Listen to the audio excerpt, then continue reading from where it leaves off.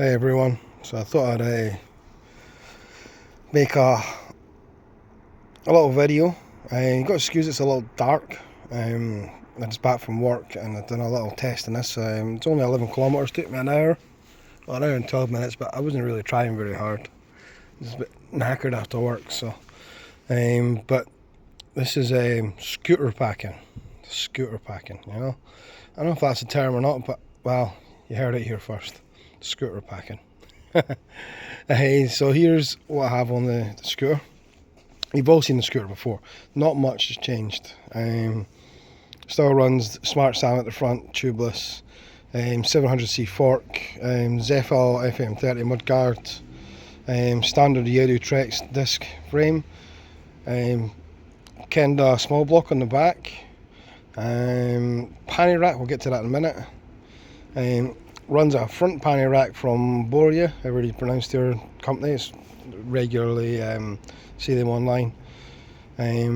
What do we have on here? The newest part is, not the GoPro, but newest part is the rental carbon bars, which is lightening the bike up a little bit. But it's still the same grip, still the same bar ends, all that kind of stuff that was on it before. The only thing is the front panny rack. So front panny rack is a proper front panny rack. It's not like a rear panny rack put on the front. And so it's a proper front panny rack, fits onto a couple of little M5 bolts down the bottom here, and then an M5 bolt through the middle, the crown of the fork. Not the most secure rack on the planet, but it's pretty solid, to be honest. I've battered it up and down the place and all that weight in the front of it and not had any issues, so I'm not worried about it at all. The idea of weight, so in here is a camping stove. It's a decent sized camping stove, call it about an A4 sheet of paper in terms of its width, and it all folds out. And then on top of that is a cooking iron, well basically like a toasty iron, so you can fold it over and cook on top of the camping stove, or use it as a frying pan, that kind of thing, or just something that you can use to heat things up in. Then inside here is a jacket, I think. Yeah, it's a jacket, some multi-tools and bits and pieces in there. This is the Sonder Dumo, that is my airbed on top of there. A couple of bungees and a couple of Velcro straps. You got a nightmare to get back off again. But it's secure, works really well. In here is the mountain warehouse. I think it's something like 70% nylon, 30% down or something like that. Over £100 at mountain warehouse, but I actually got it cheaper. I don't know, going into the whole idea how that happened. On here it's just one of those little tripod seats. It's just velcroed on with the surly straps. I get these straps every time I order a new fat tyre for the bike. I get these straps that hold the fat tyre circular inside the box. They're quite expensive to buy separately. I would never pay the kind of money they ask for it. Get them cheaper on eBay, but they're really freaking good. They're velcro from inside of here all the way to the end. So it's not just like a small bit of velcro on the front, it velcros all the way around, so it's great. You can kind of tuck it in behind other velcro bits and stuff like that, stop it from moving and things, not flapping around like the passport ones that I have. On the back here is actually, that's the two passports that I have here. Cheap crap from Rising Distribution, but they do the job.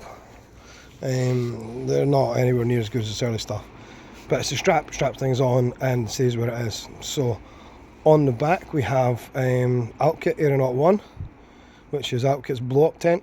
It's okay, it's not fantastic, it does a job. Wouldn't want to use it in high winds, and if you're going to be in a windy area I would probably try and get it behind a bush that cuts the wind out. Otherwise you're going to have my tent blowing about on top of your face. It's a bit flappy.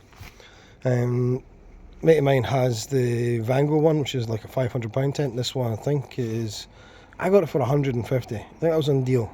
I think they're actually about 200 something. I don't know, I never really looked. I don't know if it's as good as the Vango one.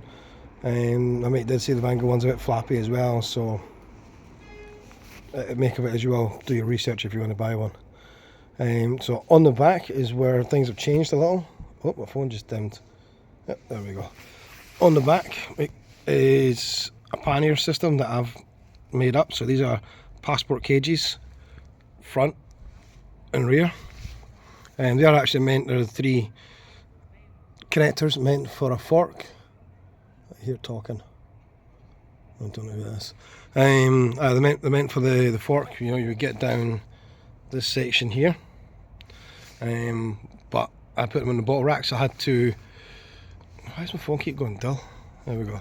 I had to screw out, thread the bottle mounts on here because they're only M5s. So I had to thread them out to an M6 because M5s were just tearing threads out. With the weight of the sleeping bag on it. Now works perfect, so no issues there whatsoever. And then on the back of here is essentially a homemade pannier rack. So there's a 2mm thick, 30mm wide alloy strip that goes up here, right the way around and down to about here somewhere. Not to the end because that's actually just a plastic flappy bit. Down about here. Then the same strip. The same size of strip goes over, bends round and comes down the other side, and then you've got one that comes up here. I wish I had bent it, and I might actually get another strip than bend that rather than using this little U-joint thing that I made, because originally it was only going to be one bend, but then I realised it was too flappy.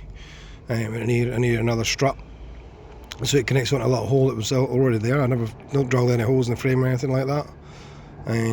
So it connects on a little hole that's there. So you've got 2 struts. And then the 3rd strut here to stop back and forward movement and 2 to stop sideways movement. However, it still flaps around a fair bit.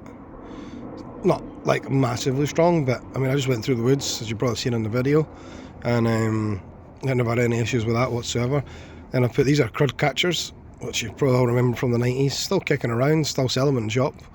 Pretty decent, do the job. I just had to bend them a little bit with the some cable ties to fit them on. I'm actually going to make a better mud guard, but I just not got around to it yet. I figure out what I'm going to do. I'm not 100% sure on that one. And then I say the passport one up here, it's connected to 1, 2 and 3 rather than just the 2 that's on the front one. It's connected to 3 on the back here. Just it helps give support a little to that pannier rack as well. There's a separate bit of metal between these parts here that helps support the screws in the middle of the 2. So the whole thing's fairly well supported and does the job fairly well. And that is the update, I suppose. I'm just going to try and do some. Oh God, I'm getting old. I'm just going to try and do some. Oh, you bugger! My legs hurt from the scooter. Try and do some scooter packing on it. Whether I get the time, it's a bit late in the season now for it. We'll see. See what happens. If not, it's just I'm going to try and get out and scooter more because I need to build my legs up. Judging by the ride today, I was a little sore.